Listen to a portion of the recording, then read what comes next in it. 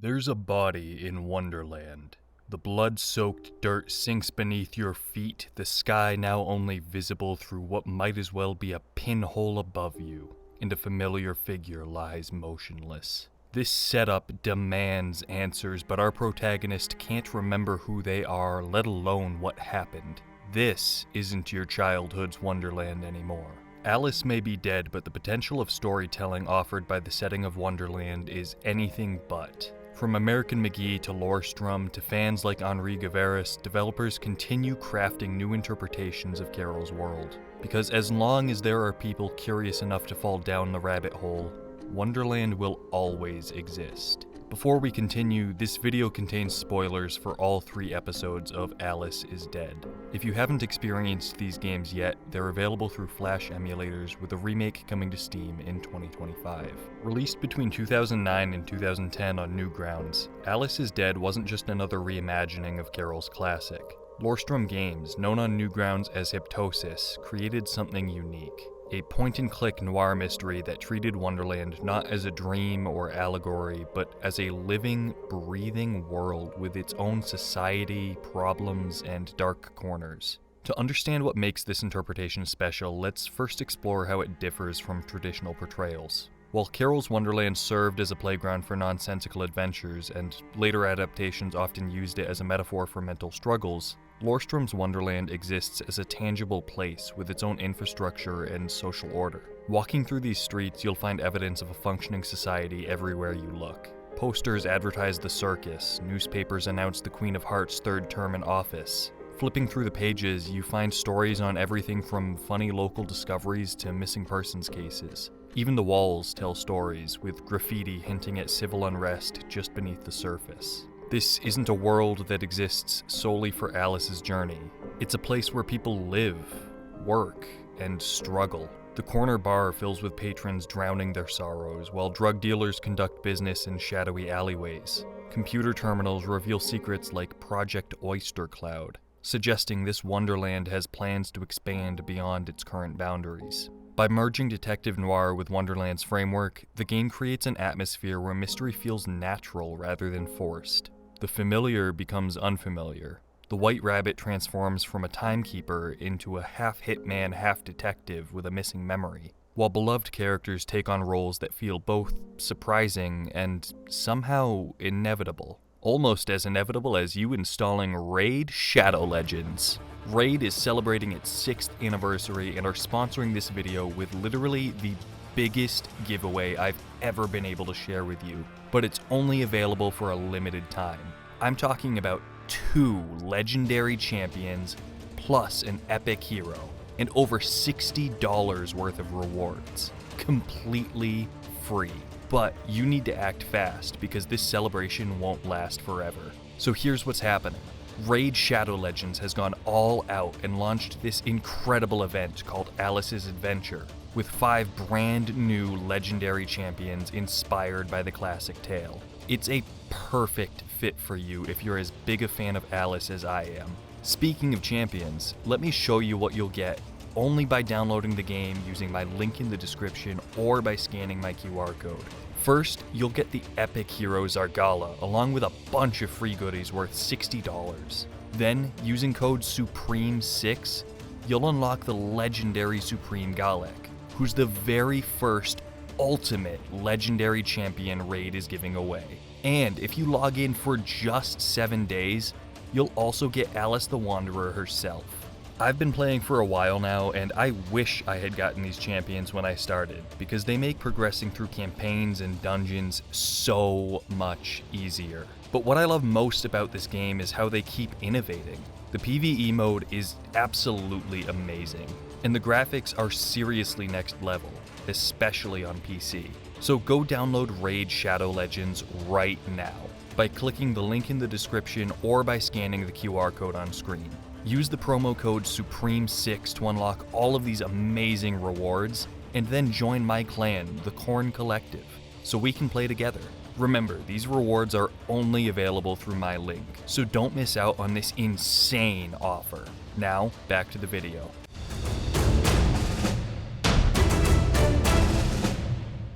When Alice is Dead Chapter 1 begins, players awaken next to a skeleton in the rabbit hole. This stark opening immediately sets the tone.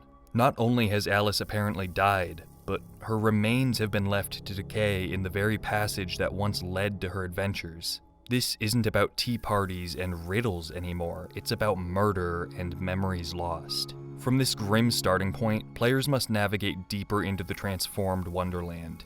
The rabbit hole itself serves as both tutorial and tone setter, with its cold stone walls and discarded objects telling stories of far darker times. Each new area reveals more about how this once whimsical world has changed, hinting at a grittier reality. The point-and-click mechanics might seem simple, but they serve the narrative perfectly. Each item inspection and inventory combination pushes both the story and character development forward. Players must think carefully about how to use their limited resources, adding to the tension of being lost in an increasingly hostile environment.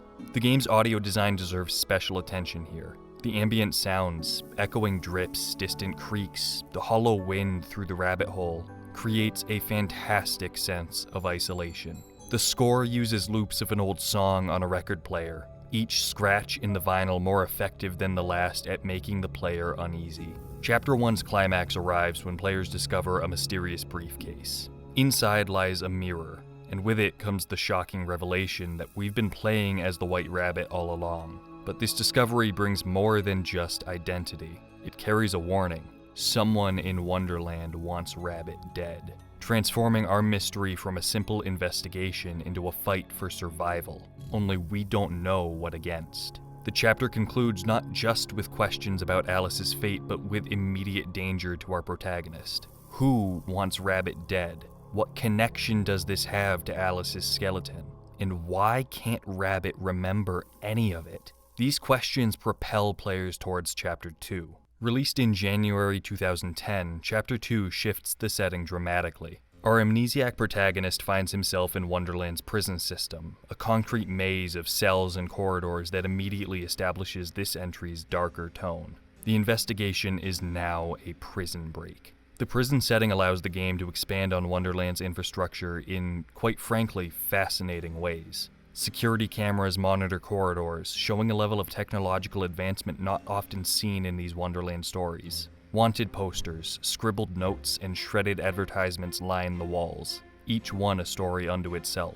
Most notably, we see evidence of a functioning justice system, a far cry from the Queen's impulsive, off-with-their-heads of Carol's original. Chapter 2 builds upon the established mechanics while raising the stakes. The puzzles become more complex, often requiring players to think several steps ahead. One of my favorite sequences here involves collaborating with the Mad Hatter, detained in a cell just adjacent to my own. He speaks in riddles, with every syllable of the ensuing wordplay steeped in something more sinister. The game's audio landscape also shifts to match this new environment. Gone are the echoing drips of the rabbit hole, replaced now by the hum of fluorescent lights, distant cell doors, and the final screams of the guards as the Hatter tears through them. Each sound reinforces both the institutional setting and the growing sense of danger in this world. The chapter builds to a shocking reveal, photographic evidence that Rabbit himself killed Alice. This moment fundamentally changes the narrative, transforming our protagonist from potential hero to an equally as likely villain. And the weight of this discovery is amplified by Rabbit's own fragmented memories, leaving both the player and the protagonist uncertain of what's actually real. By its conclusion, Chapter 2 has dramatically expanded both the scope of the mystery and our understanding of this Wonderland as a whole. The prison setting serves as a perfect metaphor. Just as Rabbit is physically trapped within its walls, he's also imprisoned by his own actions, real or imagined. Released later that year, the final chapter opens in Wonderland's streets, showcasing the urban sprawl that exists beyond the prison walls. This wider view of society presents players with a Wonderland that feels lived in and real, complete with neon-lit establishments and shadowy corners. The world building reaches its peak here. We encounter a bar filled with regular patrons, drug dealers operating in alleyways, and evidence of civil unrest through graffiti-covered walls and bathroom stalls. Project Oyster Cloud's existence is expounded on here, fully detailing plans to merge Wonderland with the world above. Rabbit's journal, found in his safe house, fleshes out the setting further. reporting on his previous missions and his thoughts on what's been happening in Wonderland. Chapter 3's puzzles require players to synthesize everything they've learned. The game cleverly combines environmental storytelling with puzzle solving, making each solution feel like part of a larger mechanical and narrative throughline. The best example is how Rabbit complained in his journal about constantly losing at a slot machine in the local bar, wanting to find some sort of gadget that would allow him to increase his odds of winning. And later in the chapter, you get to do just that as part of a puzzle. Players have to navigate this urban landscape while piecing together not just the puzzles, but the larger story itself. The soundscape in this entry is expanded on even further to match this broader setting. Street sounds, distant conversations, and the ambient noise of a living city create such a rich audio tapestry. The bar scene particularly stands out, with its music and patron chatter providing a contrast to the isolation of the previous chapters. In the final scene of the game, we learn that Alice never died at all. Through a quick but crucial flashback, the game forces players to question everything they thought they knew. If Rabbit never actually killed Alice, how much of what we've experienced can we trust? It's a twist that brilliantly ties together the series' running theme of unreliable memories. The final chapter succeeds not just in resolving its central mystery, but in fully realizing its vision of Wonderland as a living, breathing world. From subplots about a scientist losing his daughter, the hints of larger conspiracies, and the complex web of relationships between characters, all allude to stories that extend far beyond our own adventure. On top of that, the series' visual style evolves meaningfully across its 3 chapters, starting with the claustrophobic darkness of the rabbit hole, progressing through the institutional sterility of the prison, and finally emerging into the open streets of Wonderland. Each environment's art direction serves its narrative purpose. The character designs are equally well done. Familiar Wonderland residents are reimagined with a noir twist, yet remain instantly recognizable. The Mad Hatter is one of the more prominent on-screen characters, and everything from his demeanor to the single bloody card stuck in his hat screams that he is far more dangerous a character than we're used to. Even the Cheshire Cat, who is really only present for a quick flash in Chapter 2, has a much more horrific design than players would normally be accustomed to.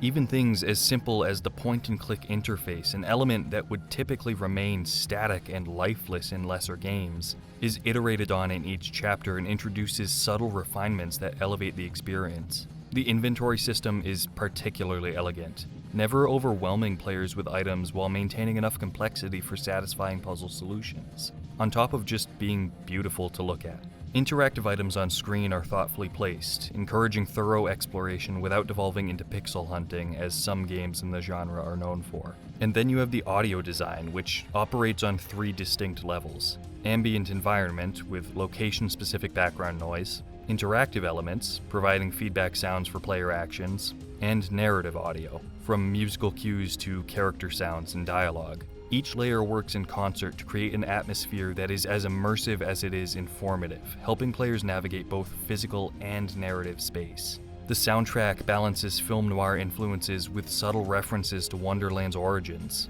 the major standout here being the title song that plays in the bar during Chapter 3, really helping to further develop the feeling of being a detective.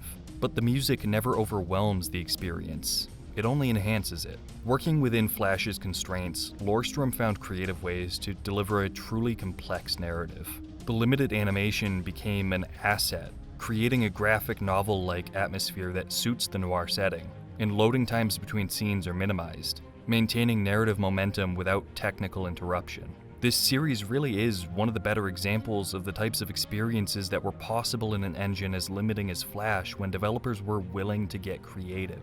Alice is Dead demonstrated how independent developers could successfully reimagine classic literature without substantial budgets. The series proved that with strong writing, atmospheric art direction, and thoughtful puzzle design, small studios could create experiences that rival larger productions in terms of their narrative impact. The series garnered significant attention on Newgrounds, with each chapter building a stronger following. The community's engagement went beyond simple gameplay, inspiring fan theories, artwork, and discussions that continued long after the final chapter's release. Such a passionate response helped establish that there was a genuine appetite for more mature interpretations of Wonderland. The success of Alice is Dead helped pave the way for other developers to approach familiar stories from these more unique angles. It showed how combining genres, in this case noir detective fiction with Lewis Carroll's world, could create something both fresh and respectful to its source material. Looking ahead to the future of the series, Alice is Dead: Hearts and Diamonds represents more than just a remake. This compilation promises to enhance the original artwork, introduce new puzzles, and expand on the narrative. And its existence shows that even years later, this interpretation of Wonderland continues to resonate with players. Just as American McGee's vision inspired developers like Lorestrome, we now see creators like Henri Gavaris picking up the torch with the Alice Asylum fan revival project, or entirely new games like Habromania. Alice is Dead succeeded not just as a game series, but as proof that Wonderland can be whatever we need it to be. A mystery to solve, a society to explore, or a mirror reflecting our own world. While Alice's fate may have been uncertain in the eyes of the AAA industry, the future of Wonderland remains vibrantly alive in the indie space. The series' strengths lie not just in its atmosphere or clever puzzles, but in understanding that Wonderland is bigger than any single interpretation. By treating it as a living world rather than just a metaphor, Alice is Dead opened new possibilities for how these stories could be told. Wonderland's greatest magic is in its ability to reinvent itself for each new generation, each new creator, each new player willing to take that first step into the unknown. Because while Alice may be dead, or perhaps just hiding, Wonderland lives on. It lives in every developer who dares to reimagine it, every player who explores its depths, and every storyteller who asks, what if? As long as there are curious minds willing to tumble down that rabbit hole, Wonderland will always be there, waiting, with new secrets to uncover and new stories to tell. By the way, don't forget to use my Raid Shadow Legends link in the description or scan my QR code to get insane bonuses for new players. And thank you again for watching the video. I'll see you in the next one.